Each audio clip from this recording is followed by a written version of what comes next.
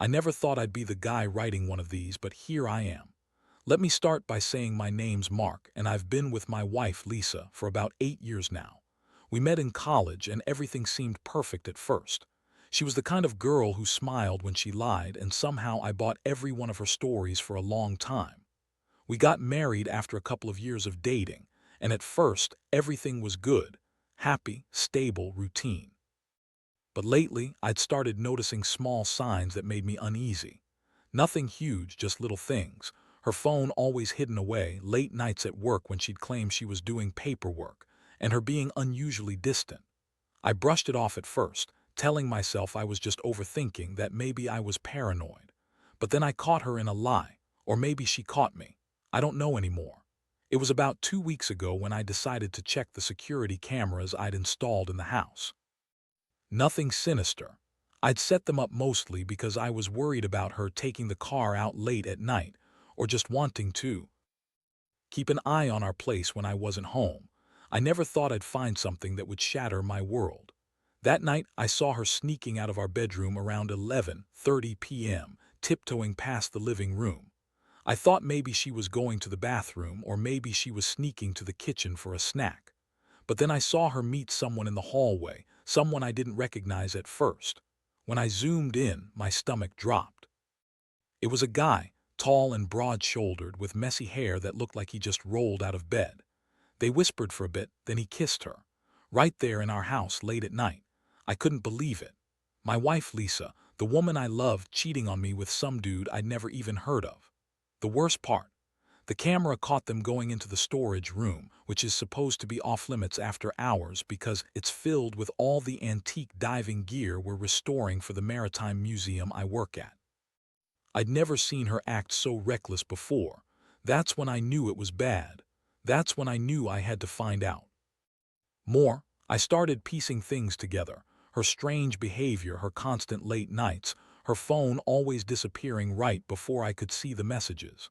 I found a few texts, nothing explicit but enough to get the picture. She was acting distant, sometimes defensive, and her stories about her work friends didn't add up.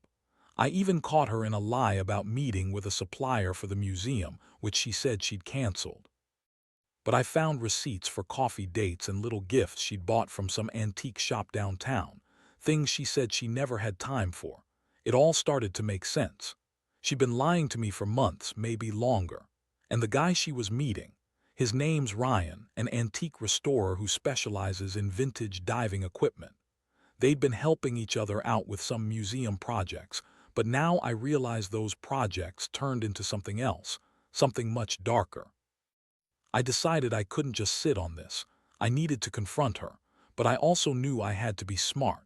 I didn't want her to deny everything or gaslight me into thinking I was crazy. So I waited. I waited for the right moment when she would be alone and I'd catch her off guard. I needed her to understand that I'd seen enough, that I knew what was going on. Maybe I'd yell at her, maybe I'd cry, I didn't even know, but I knew I had to do it face to face. I couldn't let her keep lying to my face anymore. The betrayal cut so deep I felt like I'd been punched in the gut. I kept replaying the images from the camera footage, over and over. It was like watching my wife cheat on me all over again, only this time I saw it with my own eyes. The whole thing made me sick. I didn't sleep much after that. I just sat there staring at the screen, feeling numb. The worst part is I still loved her, or at least I thought I did. But now I wasn't sure what love was anymore. All I could think about was the pain of being lied to, the betrayal I felt in every fiber of my body. I wondered how she could do this, how she could ruin everything we built. And I knew then that I couldn't keep pretending everything was okay. I had to face her. I had to get answers. And I knew deep down that things would never go back to the way they were. The confrontation happened sooner than I expected. I'd been planning it in my head for days, rehearsing what I'd say, but when the moment finally arrived, I felt like I was on autopilot. I waited until she came home from her work trip, which, knowing now, was a whole lie. She walked in that evening with her usual bitchy smirk, acting like everything was normal. I was sitting on the couch, my phone in hand, pretending to scroll through some news, but really I was just waiting for her to slip up. She tossed her purse on the table and gave me that look, like she knew she was in control. I didn't hold back. I just looked at her and said, "Lisa, I need to talk about the last few weeks, about Ryan." Her eyes flickered and she immediately tried to brush it off with that irritatingly dismissive attitude of hers. "Oh, come on, Mark. You're overreacting." I was just helping him with some museum stuff, like I said. It means nothing. Her voice had that sharp edge, like she thought I was stupid for even suggesting she'd do something wrong. That's when I knew she was trying to gaslight me, but I didn't care anymore. I pushed forward. "Really? Because I saw you sneaking out of our bedroom that night and I saw you meet him in the storage room, the one we keep the antique diving gear in. You think I don't know what you're doing? You think I'm blind?" Her face immediately turned sour. She rolled her eyes and scoffed. "You're crazy, Mark. You always jump to conclusions. You're paranoid. I don't know what you're talking about." But I was done with her lies. I pulled out the footage from the security cameras on my phone, showed her exactly what I'd seen. Her face went pale, and for a second I thought she might try to deny it outright. Instead, she just stared at the screen, biting her lip, trying to come up with a quick lie. "You're exaggerating," she finally spat. "That's not what it looks like. Ryan's just helping me with some museum stuff after hours. We're just friends helping each other out. That's it." I couldn't believe her, that she was this good at lying, at pretending I was stupid. I felt a mixture of rage, heartbreak, and a sick sense of relief, because I finally knew the truth. After she denied everything, she tried to turn it around, started crying, calling me crazy, accusing me of spying on her. "You're always so paranoid, Mark. Maybe if you paid more attention to me instead of snooping around, we wouldn't have these trust issues." That was her typical tactic, to make me feel guilty. But I was beyond feeling guilty. I was furious. I told her I didn't want to hear any more lies, that I was done being played for a fool. Her reaction was classic. She got defensive. Her voice shrilled. "You're just jealous because Ryan is better at helping me with the museum than you are. You don't understand what's going on. You're making this into some kind of huge problem when it's just a stupid affair with some guy who's helping me out. It's not like I love him or anything. It's just sex, Mark, it's just sex." That one hurt, because somehow, even in her betrayal, she still managed to turn it into some kind of cheap excuse to diminish everything I was feeling. The emotional fallout hit me like a freight train right then and there. I felt betrayed, humiliated, and utterly broken. I couldn't believe I'd been so blind, so trusting, only to find out she'd been lying right under my nose. I wanted to scream, to cry, to do something, anything, except just sit there and listen to her bullshit. I looked at her, this woman I'd loved, and saw only someone I barely recognized. That moment, standing there with her trying to lie her way out of what she'd done, made me realize that things couldn't stay the same anymore. Not after I'd seen the truth with my own eyes. After that night, everything changed. I couldn't sleep, I couldn't eat, and I couldn't stop replaying what I'd seen and heard. The betrayal cut so deep I felt like I was hollow inside. Every time I looked at her, I saw the lies, the sneaking around, the secret meetings in the storage room with Ryan. And what hurt most was knowing she'd lied to me for so long, made me doubt myself. I kept asking myself how. I missed all the signs, how I was so blind to the person I thought I knew. The next morning, I decided I had to take control of the situation. I wasn't going to let her spin her web of lies anymore. I needed a plan. I started gathering everything I had: screenshots of her texts, the footage from the cameras, her receipts from that antique shop. I printed out everything, just in case I needed proof. I also started thinking about how I was going to confront her again, but with a different approach.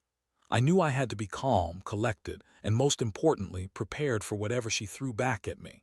That day, she went about her usual routine, acting like she hadn't just been caught cheating. She was bitchier than usual, snapping at me for no reason. Every little thing I did annoyed her. I decided to confront her again that evening, but this time armed with all my evidence. I wanted her to understand that I wasn't going to be played anymore. I wanted her to see that I knew everything, that I wasn't going to be some fool. When she finally came home that night, I was waiting in the living room with my phone and the printed proof. She looked at me with that smirk, the one that usually annoyed me but now just made me feel sick. I told her to sit down. I told her exactly what I had found, laid it all out in front of her. Her face was like a mask, trying to hide her guilt, but I could see the panic in her eyes. She tried to deny everything, of course, but I wasn't having it. I played the footage, showed her the receipts, and read her the texts I'd saved. Her reaction was a mixture of anger and desperation. She yelled, "Oh, come on, Mark. You're overreacting. It's not like I love Ryan or anything. It was just sex, remember? That's all it was, just some stupid fling. You're making a huge deal out of nothing." But I knew better. I saw the way she lied, the way she tried to spin it so I would believe her bullshit. I told her I didn't care what she called it. It was cheating and I was done pretending it was. Her bitchy attitude only worsened. "You're just jealous." She spat. "Jealous because I'm better at sex than you are, or because I found someone who actually gives me what I need? You're so insecure, Mark. That's why you're acting all crazy now." That's when I snapped. I told her she was a fucking liar, that her excuses were pathetic. I told her I didn't want to hear her bullshit anymore, her lies, her manipulations, her pathetic justifications. The shock of it all hit me hard. I'd always thought we had something real, something worth fighting for. But that night I saw her for what she really was, a bitchy, selfish woman who'd been screwing around behind my back and lying her ass off. I felt like I was drowning in betrayal. I wanted to shake her, scream at her, make her see how much she'd hurt me. But I just sat there, silent, watching her try to spin her web of lies. I realized then that I had finally lost trust in her, and that whatever future we might have had was gone. The damage was done. The days that followed were a blur of anger, sadness, and stubborn silence. I couldn't look at her without feeling sick. Every time she tried to say something, some half-hearted apology or excuse, I just shut her down. I wasn't interested in her bullshit anymore. The reality hit me hard. My wife had been cheating on me with Ryan, the antique dive restorer, and she'd lied about everything. I felt humiliated, betrayed, and pretty damn stupid for trusting her all those years. But I also knew I had to decide what to do next. I couldn't keep living in this toxic mess. My mind kept circling around the idea of confronting her again, of telling her to pack her shit and leave, but part of me wanted to hear her explanation, if she had one. I also wondered if there was any way to salvage this mess, or if it was already too late. As much as I wanted to destroy her, I knew I needed to be rational. That meant, for now, playing cool and taking stock of everything. That night, I sat her down again. I told her I needed answers, but I also told her that her lies didn't just hurt me, they broke whatever trust we had left. I asked her why she did it. That's when she got even bitchier, rolling her eyes and giving me that condescending look she always had. "Honestly, Mark, you're so boring. You never understood what I needed.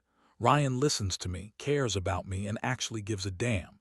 You just sit around watching TV and acting like I'm supposed to be some perfect wife.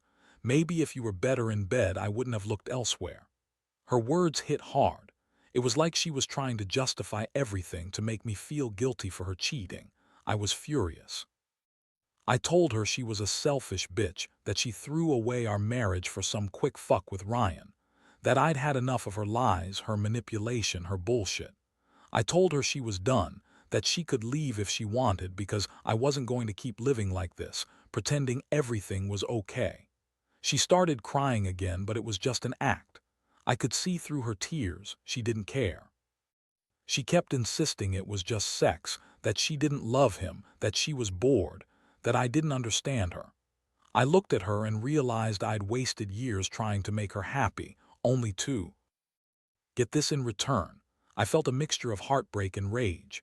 I wanted to wipe that smirk off her face to make her see she'd lost everything. I didn't want to be that guy anymore, the one who kept forgiving her, hoping she'd change. The final straw was when I told her to leave my house, just like that. No more excuses, no more bullshit. She looked at me with that bitchy, defiant look and said, "Fine. If you're so perfect, then I'll go, but you'll regret this, Mark, you'll see. Ryan's better than you in every way, and I'm not coming back." I didn't bother to argue, I just nodded. I knew she'd be gone soon enough, and part of me felt relief. The other part was crushed. I'd loved her, and now I was left with the wreckage of what we'd built, all because she cheated, lied, and thought she could get away with it.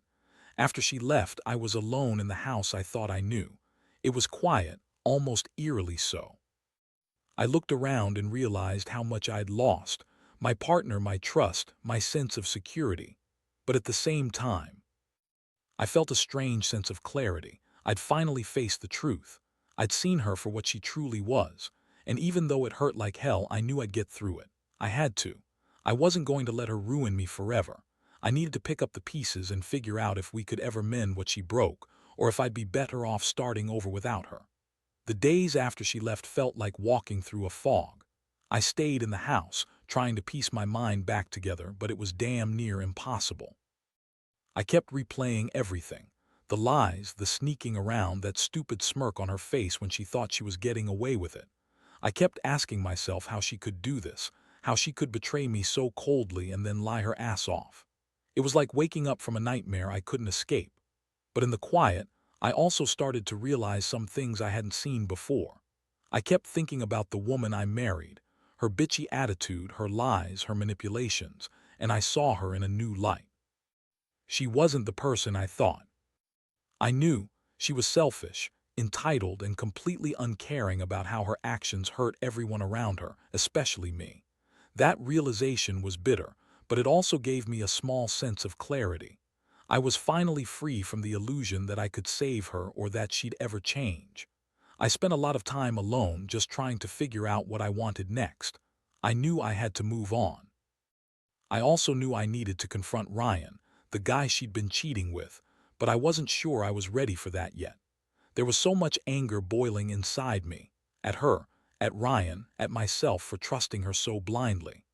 I wondered how many other women he'd done this sort of thing with, or if I was just another fool who got played. The thought of him pretending to help with the museum, pretending to be her friend, and secretly screwing her behind my back made my stomach turn. One thing I couldn't ignore was that her departure didn't mean the end of the drama. I'd found out she'd been sneaking around in our house, meeting Ryan after hours, in the storage room among the antique diving gear. It was all so sordid, her secret meetings, her blatant lies. It made me realize how much I'd been blind. She'd been playing me for months, maybe longer. All those nights I wondered where she was with him. All those times she snapped at me for no reason, she was probably just sneaking around. It all came crashing down, and I felt both anger and a deep sadness. I knew I had to do something about it. I couldn't just sit here feeling sorry for myself.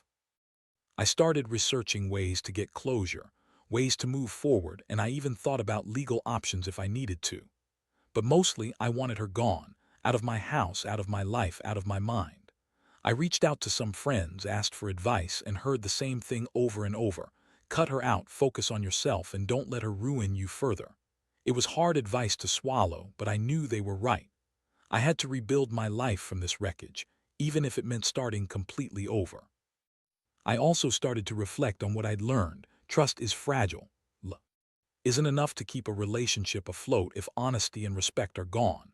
And most importantly, I realized I had to value myself, my feelings, my boundaries, my peace of mind.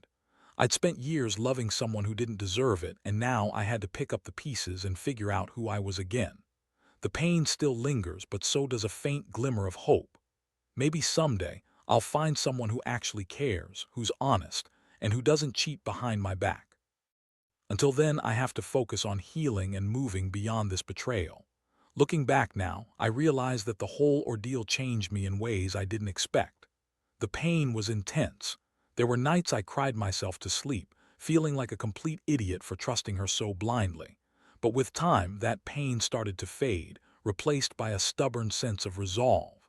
I learned to value myself more, to see through people's lies quicker, and to trust my instincts. The biggest lesson, I think, is that sometimes the only way to truly heal is by facing the raw truth head-on, even if it shatters everything you thought you knew. Lisa's betrayal was one of the worst things I've ever gone through, but it forced me to confront a lot of my own vulnerabilities and weaknesses. I won't pretend I've moved past it completely. There are moments when a wave of anger or sadness still hits me hard, but those moments are fewer now. I've started to rebuild my life piece by piece. I don't regret discovering the truth, no matter how painful it was, because in the end, I'd rather know the truth than live in a lie. I've come to accept that sometimes people are just selfish, manipulative, and untrustworthy. And that's okay, because it teaches you what you don't want in your life anymore. I've started focusing on myself, on my career, on the things I love, things that make me feel alive, not betrayed and crushed. To anyone going through something similar, I'd say this: trust yourself. When something feels off, listen to that voice. Don't ignore the signs or brush it away with excuses. Because once the truth comes out, there's no going back. The pain might feel unbearable at first, but it also clears the way for a new beginning. You'll find strength you didn't know you had, and you'll realize that even after betrayal, life still goes on. Sometimes, the best revenge is simply walking away and choosing to be happy again. And honestly, I feel a sense of peace now that I've faced everything. Not because I won or because she lost, because I finally took control of my own life and refused to be a victim of her lies anymore. It's a long road, and I know I'll probably carry scars from this for a while. But I also know I'll keep moving forward, stronger and wiser than I was before. Life's too short to waste it on people who don't value you, and I'll never make that mistake again.